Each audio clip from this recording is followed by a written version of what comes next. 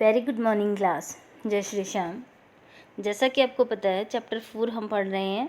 Chapter 4 में मैंने आप लोगों को कल परमाणु के मॉडल बनाने बताए थे कि परमाणु के अंदर इलेक्ट्रॉन प्रोटॉन किस तरह से अरेंज होते हैं और कौन कौन से कक्ष में कितने इलेक्ट्रॉन पाए जाते हैं।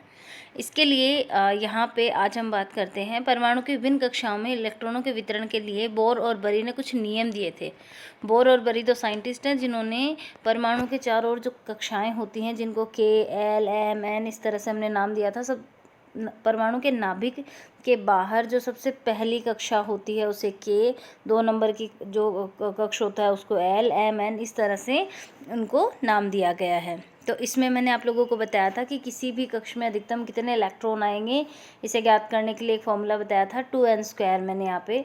तो n यहाँ पे क्या होता है, n होता है कक्षों की संख्या, 2n² ये फॉर्मूला है। इस फॉर्मूले के आधार पर हम बता सकते हैं कि कौन से कक्ष में कितने इलेक्ट्रॉन आएंगे। तो जो n है वो कक्ष की संख्या है। अगर पहले कक्ष में देखें तो n बराबर 1 लेंगे, दूसरे कक्ष में देखेंगे तो n बराबर 2 हो जाएगा। तो इस तरह से जो पहला कक्ष है उसमें इलेक्ट्रॉनों की संख्या 2, दूसरे में 8 और जो तीसरा कक्ष है उसमें 18, चौथे के अंदर जो है 32 इलेक्ट्रॉन होंगे। तो इस तरह से ये जो है हमने पढ़ा था।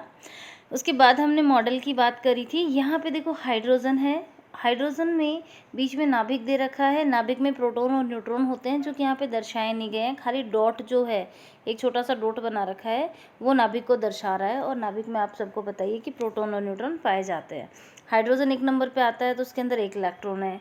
यहाँ पे लिथियम देखिए, लिथियम में बीच में तो नाभिक है, पहले कक्ष में 2 इलेक्ट्रॉन, दूसरे में 1, यानी टोटल इलेक्ट्रॉन हो गए 3 इलेक्ट्रॉन का मतलब प्रोटॉन भी हैं 3, और 3 नंबर पे आता है लिथियम। ऐसे ही बेरिलियम का देखिए, boron, carbon, nitrogen, oxygen, fluorine. अब देखिए फ्लोरीन हमें कैसे पता चलेगा फ्लोरीन कितने नंबर पे आ रहा है, तो आप इसमें इलेक्ट्रॉन काउंट करिए। इलेक्ट्रॉन कितने हैं इसमें, पहले कक्ष में है 2 और दूसरे कक्ष में है कितने इलेक्ट्रॉन, 7 इलेक्ट्रॉन। तो टोटल कितने हो गए, 9 इलेक्ट्रॉन। अब आप देखिए इसके अंदर हम किस तरह से ये मॉडल बनाएंगे। आप लोगों को देखो यहाँ पे मॉडल है, हाइड्रोजन में 1 ही कक्ष दिखा रखा है, उसके बाद ऑक्सीजन के अंदर है वो 2 कक्षाएं हैं, इसके बाद हम सल्फर की बात करें तो उसमें 3 कक्षाएं हैं। जैसे जैसे इलेक्ट्रॉनों की संख्या बढ़ेगी वैसे वैसे कक्षों की संख्या भी बढ़ेगी। इन सब में कॉमन चीज़ें क्या हैं कि जो पहला कक्ष है इन सब में पहले कक्ष में 2 ही इलेक्ट्रॉन रखे गए हैं, क्योंकि जो 2n² मैंने आपको फॉर्मूला बताया था उस फॉर्मूले के अकॉर्डिंग जो है पहले कक्ष में अधिकतम 2 इलेक्ट्रॉन, दूसरे कक्ष में अधिकतम 8 इलेक्ट्रॉन आते हैं।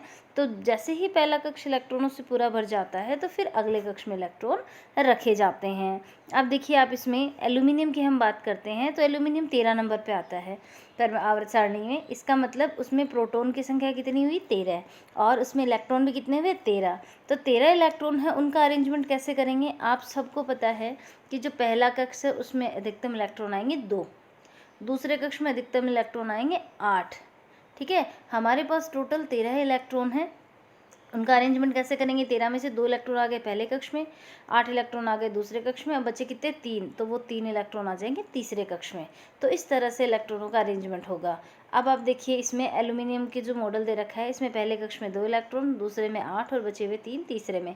तीसरा कक्ष अभी खाली है क्योंकि तीसरे कक्ष में 8 इलेक्ट्रॉन अपन रख सकते हैं, तो ये अभी भी क्या है, खाली है, इसमें और इलेक्ट्रॉन भी आ सकते हैं।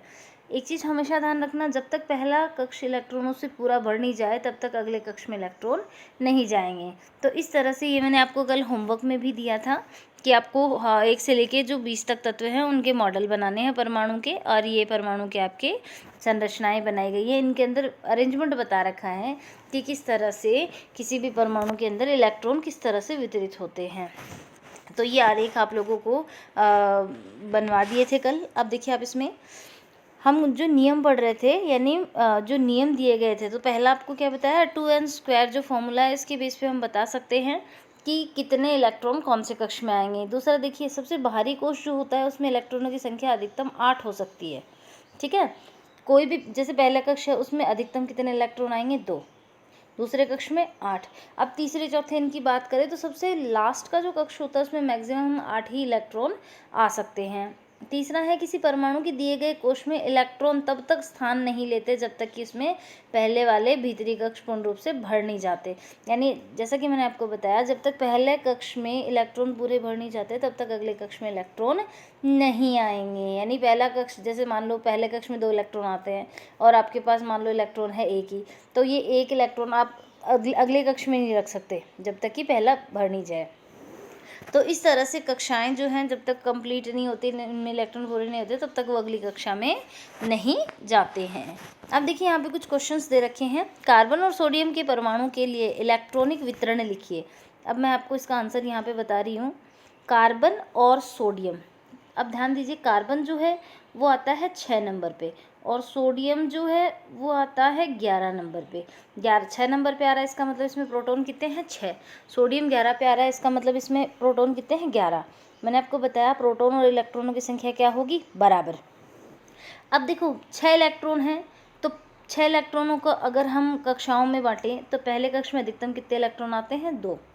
तो पहले कक्ष में 2 इलेक्ट्रॉन रख दिए। अब हमारे पास कितने बचे? 4 इलेक्ट्रॉन। दूसरे कक्ष में अधिकतम कितने इलेक्ट्रॉन आते हैं? 8। तो हमारे पास तो 4 हैं, तो ये 4 आ गए इसमें। तो ये तो हो गया कार्बन का।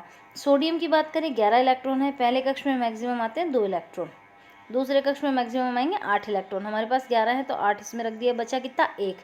ये का पहला कक्ष पूरा भर गया क्योंकि इसमें 2 इलेक्ट्रॉन आएंगे अधिकतम। दूसरा कक्ष भी भर गया क्योंकि इसमें अधिकतम 8 ही आएंगे। अब बचा कितना? 1, तो आ जाएगा तीसरे कक्ष में। तो ये है इनका इलेक्ट्रॉन वितरण। इलेक्ट्रॉन वितरण का मतलब होता है कि कौन से कक्ष में कितने इलेक्ट्रॉन हैं। अब देखिए अब इसमें आगे फिर अगला क्वेश्चन है, अगर किसी परमाणु का K और L कोष भरा है तो उस परमाणु में इलेक्ट्रॉनों की संख्या कितनी होगी? मैं रिपीट कर रही हूँ, K कोष का मतलब है पहला कक्ष और K के बाद आता है L का मतलब दूसरा कक्ष। पहले कक्ष में अधिकतम हम 2 इलेक्ट्रॉन भर सकते हैं और दूसरे कक्ष में हम अधिकतम 8 इलेक्ट्रॉन भर सकते हैं। और ये संख्या पता की हमने 2n² इस फॉर्मूले से, ठीक है। तो पहले कक्ष में अधिकतम 2 इलेक्ट्रॉन और दूसरे कक्ष में 8, तो टोटल कितने हो गए? 10। यानी टोटल इलेक्ट्रॉनों की संख्या कितनी हो गई? 10 हो गई। इसके बाद देखिए यहाँ पे कुछ क्वेश्चन और भी दे रखे हैं। परमाणु के 3 अपरमाणु कणों के नाम लिखिए। परमाणु के 3 अपरमाणु कण कौन से हैं? इलेक्ट्रॉन, प्रोटॉन और न्यूट्रॉन। इसके बाद इसमें सेकंड क्वेश्चन है, हीलियम परमाणु का परमाणु द्रव्यमान, एक तो मैंने आपको बताया था परमाणु संख्या और एक बताया था परमाणु द्रव्यमान, 4 है और इसके नाभिक में 2 प्रोटॉन है, तो कितने न्यूट्रॉन होंगे? मैंने आप लोगों को बताया था कि मान लो ये परमाणु है, ये इसके अंदर नाभिक पाया जाता है और नाभिक में होते हैं प्रोटॉन और न्यूट्रॉन। तो परमाणु संख्या क्या होती है? प्रोटॉन की संख्या। और द्रव्यमान संख्या का मतलब है प्रोटॉन और न्यूट्रॉन दोनों की संख्या का योग। तो टोटल कितना है? दोनों का योग 4 दे रखा है, ठीक है। अब इसमें प्रोटॉन है 2, तो न्यूट्रॉन कितने होंगे? देखो प्रोटॉन और न्यूट्रॉन की संख्या का योग हो गया 4, इसमें से प्रोटॉन 2 हैं तो न्यूट्रॉन कितने होंगे? 4 - 2 कितने होंगे? 2। तो न्यूट्रॉनों की संख्या कितनी होगी? 2। तो इस तरह से आप लोगों को ये जो क्वेश्चन है, क्वेश्चन नंबर फर्स्ट, सेकंड और ये इसमें जो सेकंड पार्ट इसका दे रखा है फर्स्ट सेकंड, ये 4 क्वेश्चन आपको होमवर्क में करने हैं और मुझे सेंड करना है। अगर किसी भी क्वेश्चन में या किसी भी टॉपिक में आपको कोई प्रॉब्लम हो तो आप मेरे से पूछ सकते हैं। Thank you.